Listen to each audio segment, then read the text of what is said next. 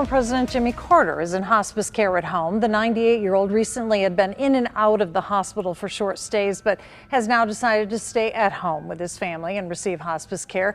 Carter is the longest living American president in U.S. history. He was elected in 1976 and served one term in office. As he campaigned for a second term in office, he swung through independence. KMBC 9's Matt Evans is taking a look at the visit to the Truman Library and why Carter admired Truman so much.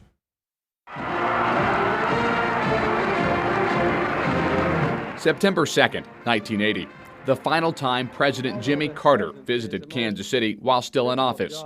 He was in the throes of a difficult re-election campaign and tried to compare himself to another Democratic president nobody thought would win a second term. When I have to make a tough decision now, which is often in the Oval Office, I think about the tough decisions he had to make.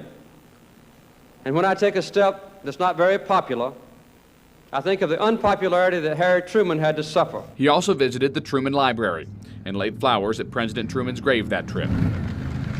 Even though the two men never met, Truman's grandson thinks the two presidents would be fast friends. I think they'd have liked each other, quite honestly. Mr. Carter has been arguably the best ex-president that this nation's ever had.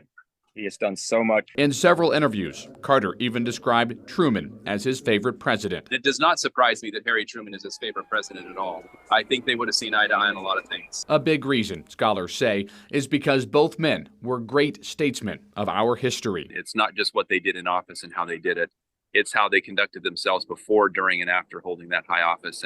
And our nation will miss Jimmy Carter more than it knows. Matt Evans, KBC 9 News.